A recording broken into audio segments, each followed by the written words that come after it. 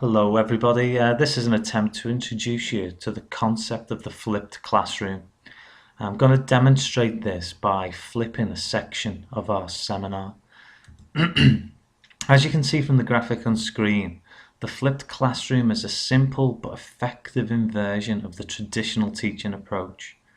Currently, a significant proportion of students' classroom time is spent absorbing curriculum content and then applying it.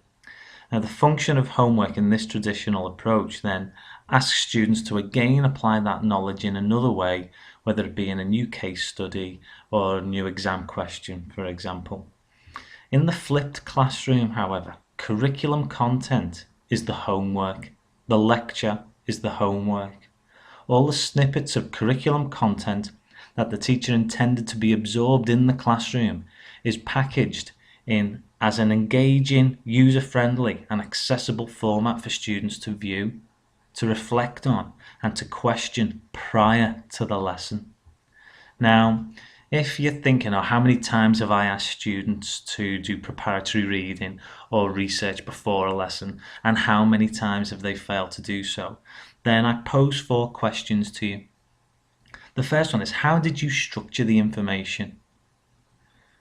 How did you package or present the information in terms of format and the kind of questioning within that information?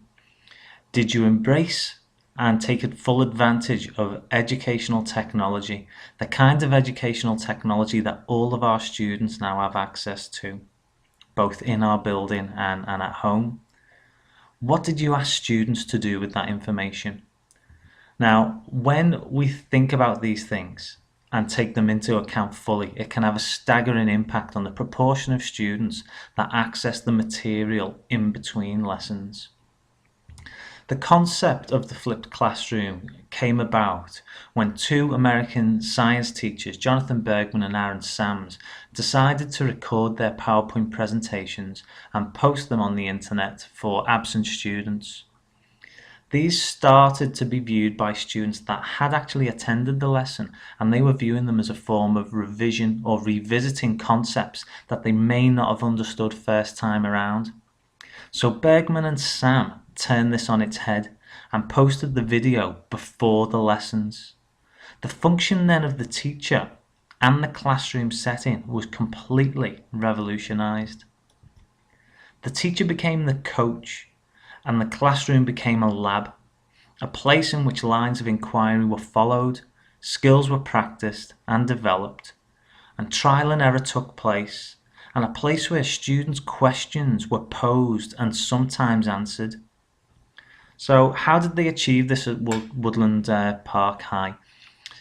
As a starting point, each teacher created 3 videos a week between 5 and 7 minutes long.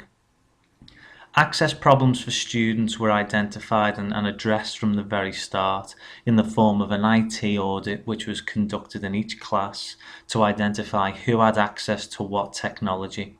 And so a lunchtime viewing session was set up in the department.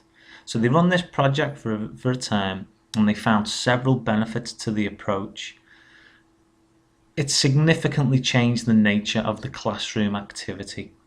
Time saved from lecturing, essentially, was spent developing students' skills, feeding back to students, answering students' questions, setting up inquiries, and supporting students in them. And so the learning experience became a much more active, personalised and student-centred one, as opposed to listening to content at from the teacher. Now, this narrative is very, very similar and almost identical to the conception of the Khan Academy. Salman Khan founded the Khan Academy. Salman Khan was a hedge fund analyst in New York, but before he took up that post and while he was still living in New Orleans, he would tutor his young cousin Nadia in mathematics. But Salman moved to New York just as his cousin was preparing for her finals. So he continued to tutor her by posting short video tutorials online. Well, very quickly other friends and family began to view and use these videos, and their popularity exploded. Salman left the hedge fund profession and set up a non-profit making organisation called the Khan Academy, which has over 2,500 video lessons in subjects ranging from mathematics to the humanities. And they've been viewed 334 million times by 1.5 million subscribers. Subscription is completely free.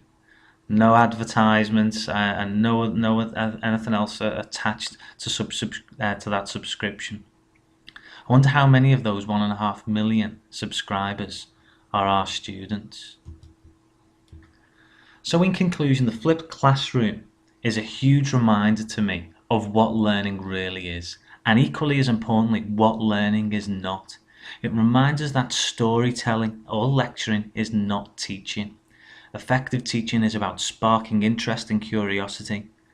It's about coaching learners through cognitive processes that equip them for future learning. And the flipped classroom accelerates student progress towards higher order thinking and gets those students accessing higher order thinking much quicker than a traditional approach. So your task is to watch the tutorial again and bring with you any questions you may have of this technique. You can pause the video in this slide to help you formulate your questions and make them as deep as you possibly can. So I hope you enjoyed this flipped section of the seminar, and I look forward to seeing you and collaboratively pursuing answers to some of your questions. Thank you.